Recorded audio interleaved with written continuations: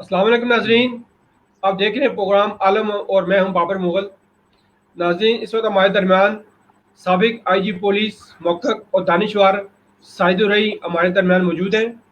आए इनसे कोरोना मरीजों की जो बढ़ती हुई तादाद है इस हवाले से बात करते हैं। अस्सलाम वालेकुम राई साहब। वालेकुम सलाम वरहमतुल्लाहि वबरकातुहू।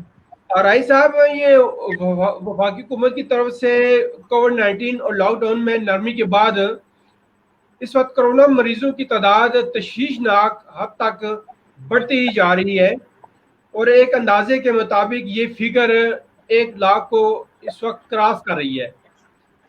तो दूसरी तरफ अस्पताल भरे जा रहे हैं, मरीजों की तादाद बढ़ती जा रही है और जहां अस्पताल भरे जा रहे हैं और मरीजों की तादाद बढ़ती जा रही है वहां अवामी मसाइल भी बढ़ते जा रहे हैं। आप क्या कहते हैं इस हवाले से? जज़ाकल्लाह बिल खैर। आपका तज़किया काफ़ी हद तक सही है और सूरत हाल तशवीशनाक है। हाँ जी। असल में हमने पहले दिन से ही इमारत जो है ना वो टेढ़ी रखी है। अब सुरैया तक ये हमारे टेढ़ी ही जाएगी।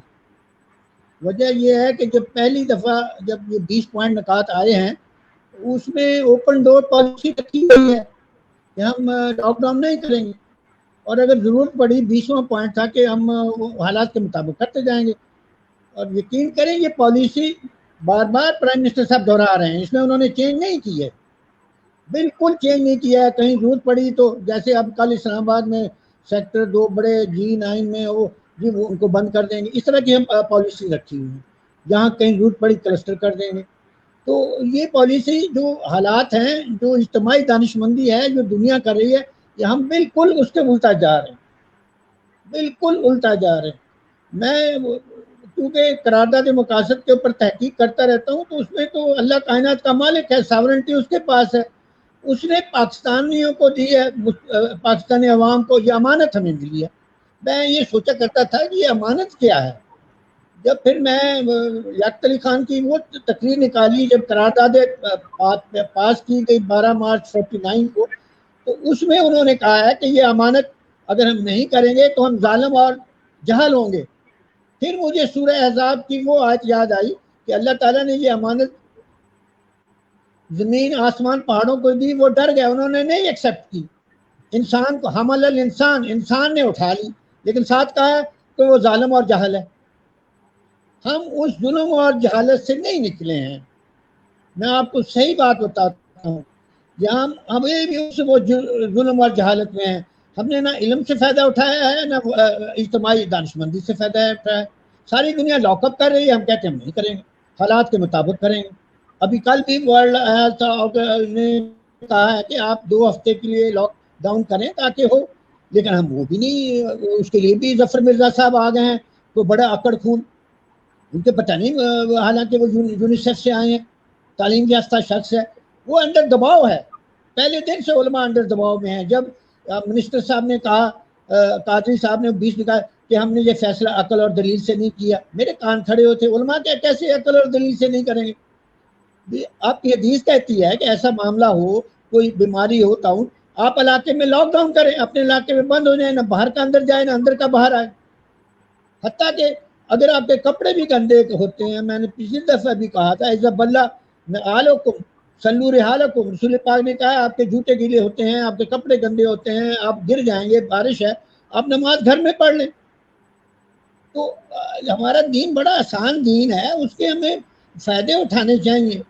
अब ये इस सिलसिले में कुरान क्या कहता है? हदीस तो आ गई कि आप घरों में बंद हो जाएं।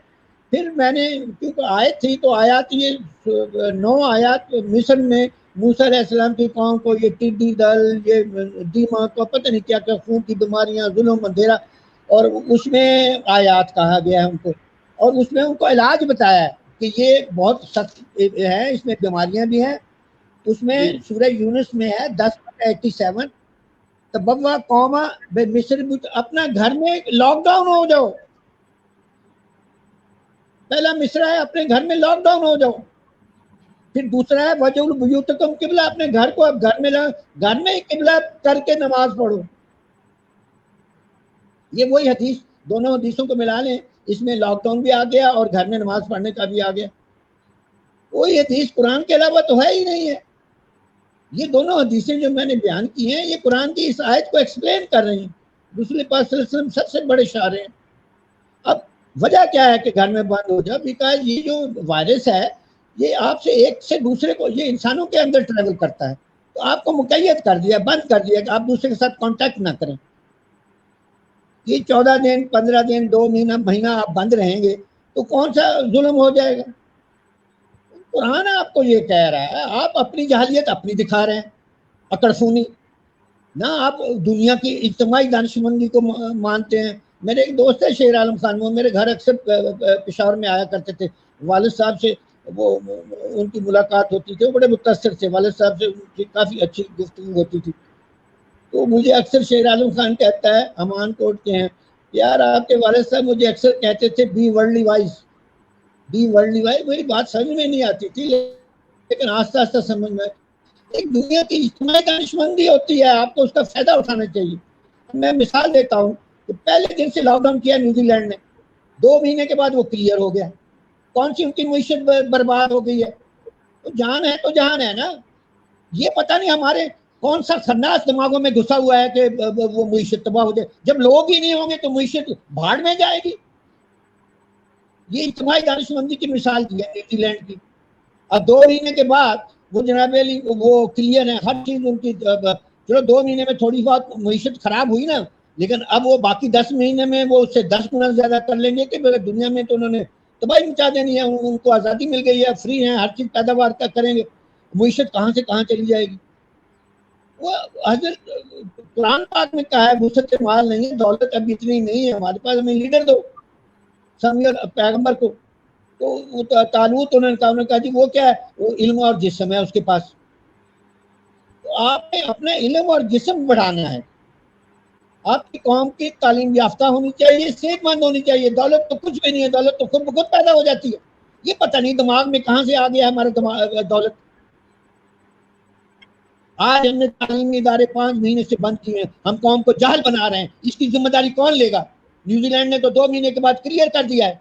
मुझे बताएं इसकी जिम्मेदारी कौन लेगा? अभी पता भी नहीं है। अब अगस्त तक ये डंप हम आपने वो जो हम था, जो कर्व थी, उसको डंप करना था। वो हमटी डंपटी से मैंने ये निकाला, वो कहते हैं ना कर्व को फ्लैट कर दो, तो डंप दी हम, वो ऊंट की जो हम्प होता है उसको हमने डंप बराबर करना है।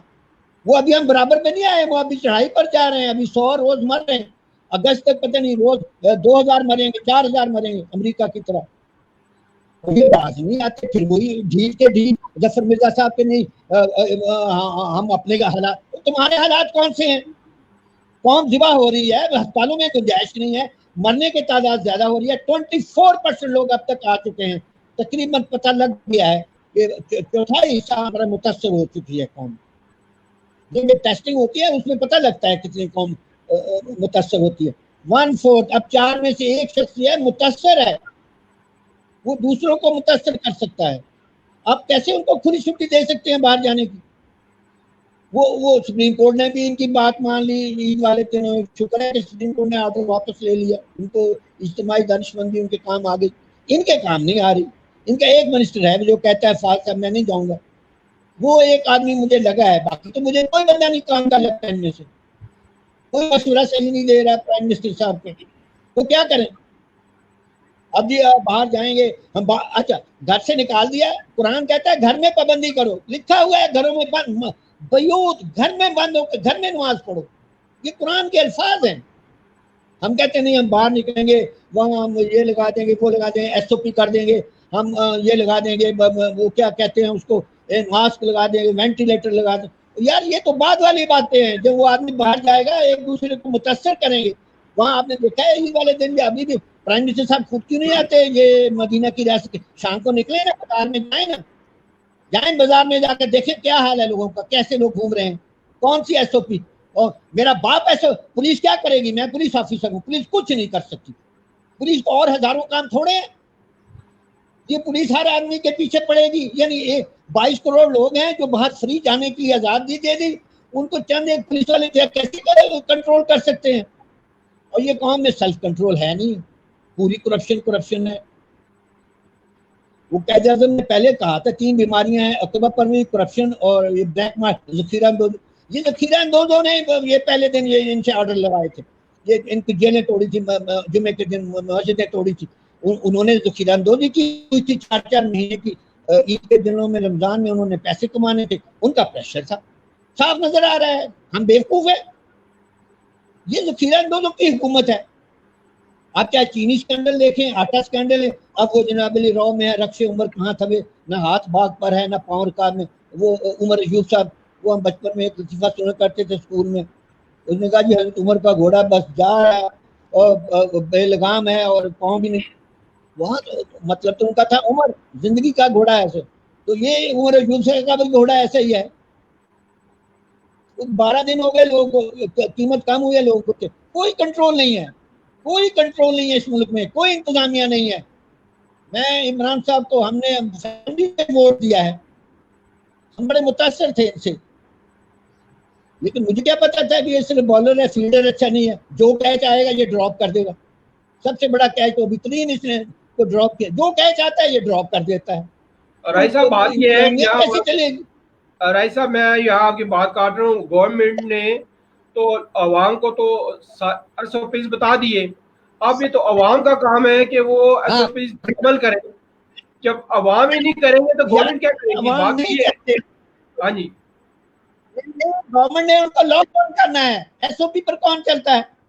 आप कहें जी बाहर मैंने SOP दे दिए हैं, मास्क दे दिया, कितने लोग उसके ताबेदारी कर रहे हैं? कौन करती है? ये तो अमेरिकन भी नहीं करते। हमारी मिसाल पता कैसी है? ये जो समुंदर है ना, हमने फेंक दिया बाहर घरों से निकाल कर, मैं आपको बता देता हूँ, आपको समझ में आ जाएगा ये क्या हो रहा है। फारसी का शेर है लेकिन आपको समझ में आ जाएगा।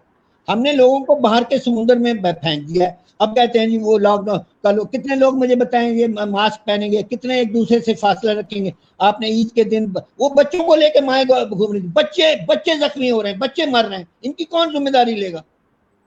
तो ये बाहर फेंक कर हम कहते हैं कि अब हम वहां कंडीशन, वो एहतियात पहले घर में करो, फिर मजबूरन कोई आदमी बाहर जाए तो उसको कहो ये कर। हम सबको बाहर फेंक दिया, जिसकी मिसाल मैं ये दे देता हूँ, दरमियाने कारेदार दरिया तख्ता बंधन कर दी। हमने समुंदर बाहर फेंक दिया है और ऊपर वो उनको कंडीशन लगा दी है, बाद में गोयत के दामन तर न कुन होशियार बाश। अब कहते हैं जी अपने आप को बचाओ, दरमियाने कारे दरिया तख्ता बंधन कर दी, बाद में गोयत के दामन तर न कुन होशियार बाश। वो बात का क्या फायदा है? असली चीज तो घर में बंद करना था। ये अवाम इनसे हिसाब किताब लेंगे।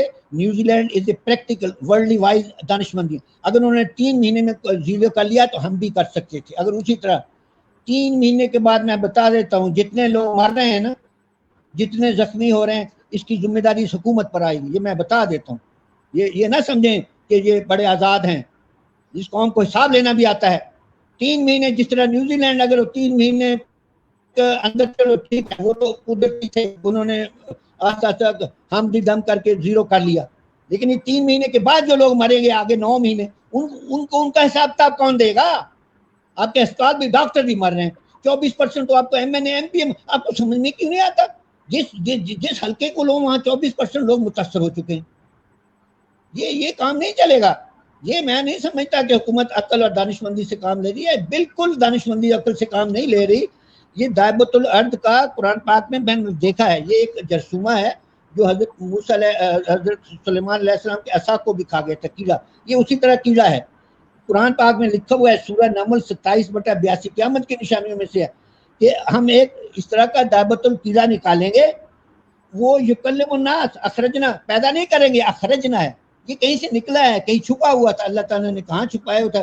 कहते थे, वो कहते हैं कि ये जो बरसों हैं उसी का जो पिगनी है उनमें से निकल आया, लेकिन अखरजना कहा है, पैदा नहीं किया, यानी ये कहीं छुपा हुआ था। अल्लाह ताला ने अब सारी दुनिया को जख्मी कर रहा है।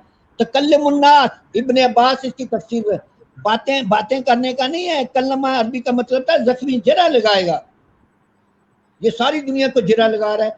जैसे कुरान में सूरह बदर उसका ओहद का कहा है कि तुमने जितना जरा लगाया है उतना हमने लगाया, जितने तुमने उनके मारे थे उतने तुम्हारे मारे। तो ये लोगों को मार रहा है। तकल्लुमुन्नास का मतलब है कि लोगों को मारेगा, कत्ल करेगा, लोगों को जख्मी करेगा, ये कर रहा है, सारी दुनिया में कर रहा है।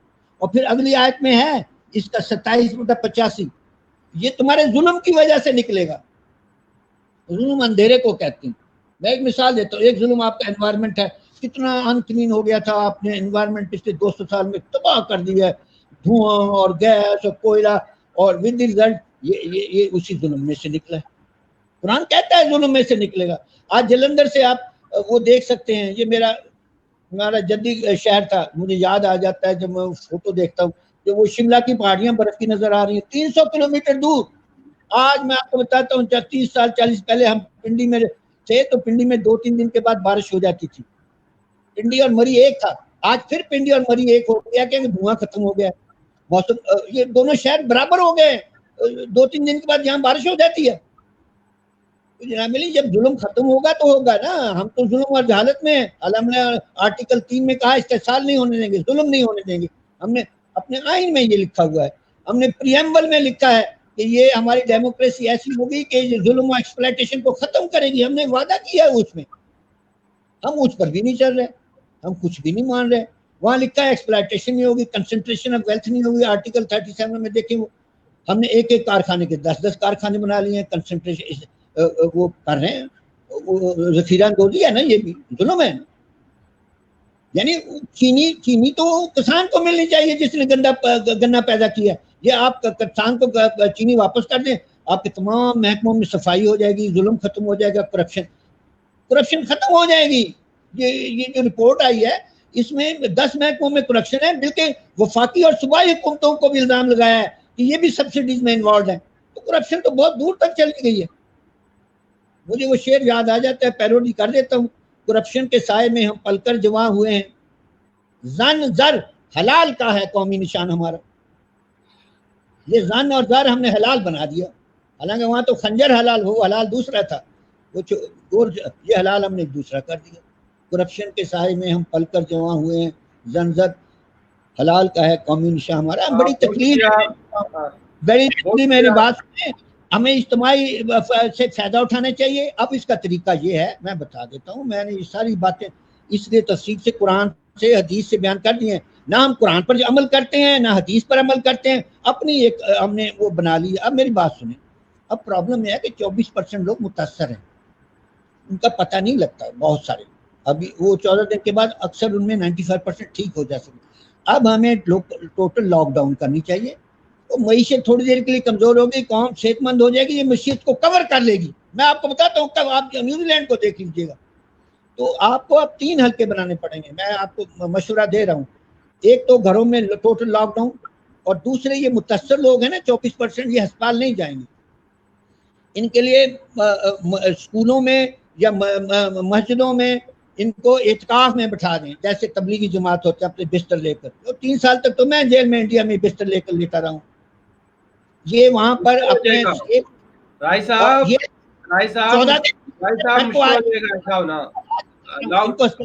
लॉकडाउन होना मुश्किल हो जाएगा। कोई लॉकडाउन मुश्किल नहीं है, मैं बताता हूँ ना आगे। रसूल पाक सल्लल्लाहु अलैहि वसल्लम ने वो दावत लॉकडाउन कर चुके हैं, हम दे चुके हैं। हम कौन सी चीज आपको नहीं मिली? मेरी बात सुनो, हम मुसलमान हैं, हम काफिर नहीं है, हम मुसलमान हैं। इज्तिमाई जिम्मेदारी हमारी होती है। जब ये लॉकडाउन होगा ना, तो एक एक इलाके का क्लस्टर बन जाएगा। और ये जान मकबूल बता रहे हैं आपको, कई महीने से समझा रहे हैं, बिल्कुल कुरान के मुताबिक। अब वो जहाँ ये आयत आई है ना दावतुल अर्द, वहाँ तफसीर में 3 चीजें कहा है कि मोमिन बन जाओ और आपस में केयरिंग शेयरिंग करो, ये क्लस्टर बनाकर, और एक दस्तरखान, सबका खाना तकरीबन एक जैसा। ये मुसलमानी है, ये काफिर नहीं है। हम आप ये इज्तिमाई जिम्मेदारी इलाका के लोग ही खाने के जिम्मेदार होंगे, गवर्नमेंट नहीं होगी जिम्मेदार। हाँ, जहाँ मजबूरी है, कहीं काम है, वो हुकूमत पूरा करती जाए। उनके पास हैं, ये टाइगर हैं, दूसरे हैं, टीचर्स हैं, इलाके के मुअज़्ज़िज़ीन होते हैं, उनको पता होता है, वो कंट्रोल थोड़ा संभाल सकते हैं। आपकी कितनी एनजीओज हैं जो इतना सर्विस कर रही हैं खाने की। तो जनाब अली, ये इसका इलाज है। गवर्नमेंट फिक्र नहीं करनी चाहिए। मईशत यकीनन 2-3 महीने के लिए नीचे जाएगी, इसमें कोई शक नहीं, लेकिन इंसानों की जान ज्यादा अजीज है। जब इंसान सही हो जाएंगे, ये बीमारी खत्म हो जाएगी, आपकी मईशत फिर 100 गुना आगे जाएगी। मईशत को कुछ नहीं होता, लेकिन इंसान जो चले जाएंगे वो वहां से लाएंगे। ये 3 महीने के बाद न्यूजीलैंड के जो पाकिस्तान में अभी मरेंगे, इनका कौन, किसके खिलाफ FIR आप दर्ज करेंगे? और अभी आपका वो हम पे नहीं आया, अब ऊपर को जा रहे हैं। अभी कर्व नीचे नहीं आई। कभी कहते हैं जून में आएगी, अब कहते हैं अगस्त में आएगी, और तालीमी इदारे बंद हैं, वहां जालियत आ रही है। तो जनाब ये मैंने आपको बता दिया, इसका इलाज भी बता दिया, कुरान से भी बता दिया, हदीस से भी बता दिया। अभी भी टाइम है। और आज बजट आ रहा है, आप बजट में जैसे उन्होंने कहा था कि इल्म और जिस्म वाले लोग चाहिए, एजुकेशन एंड हेल्थ पर बजट ज्यादा दें, एजुकेशन और हेल्थ पर, ताकि आपके सही लोग पैदा हों, लीडर पैदा हों, वो जो मईशत कमजोर है उसको ठीक कर लेंगे। तो मैं तो ये मोटी मोटी बातें कर दी हैं, आई डोंट नो मैंने सही बातें की हैं या नहीं, लेकिन मैंने जो समझा है अपनी अकल के मुताबिक, और जहां हम उखड़े हुए हैं अभी तक हम सही रास्ते पर नहीं है, पाकिस्तान सही रास्ते पर नहीं है। पाकिस्तान 5 महीने हो गए ऊपर कर्व पर जा रहा है, कमाल है। लोग तो कर्व को नीचे करके खत्म करने की तरफ आ रहे हैं, ऊपर की तरफ जा रहे हैं।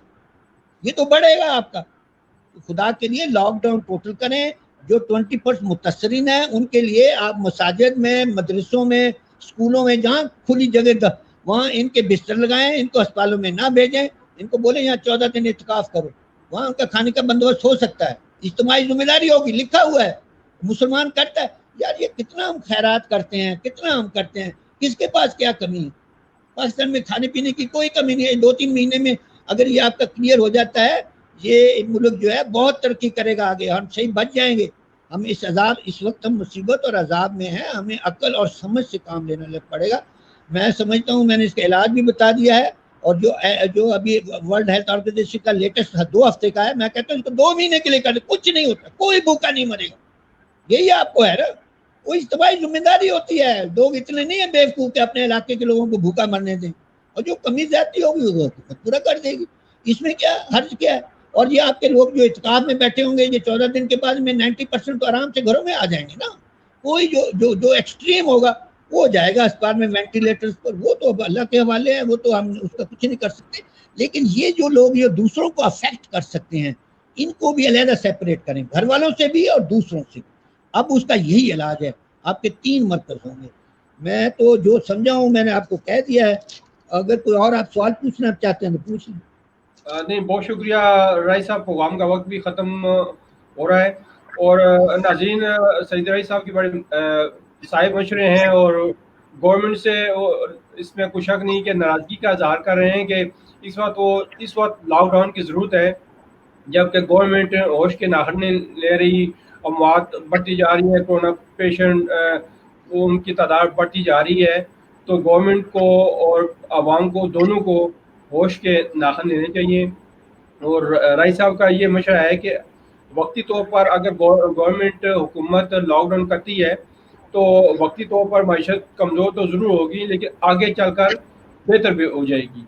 तो अब इसी तरह आवाम भी अगर वो एहतियाती तदबीर इख्तियार करेगी, घर में मुक़य्यद होगी, अपने आप को आइसोलेट करेगी, तो इसमें कोई शक नहीं कि वो आइंदा चलकर उनकी सेहत भी बेहतर होगी, वो अपनी ज़िंदगी को भी बेहतर बना सकेंगे।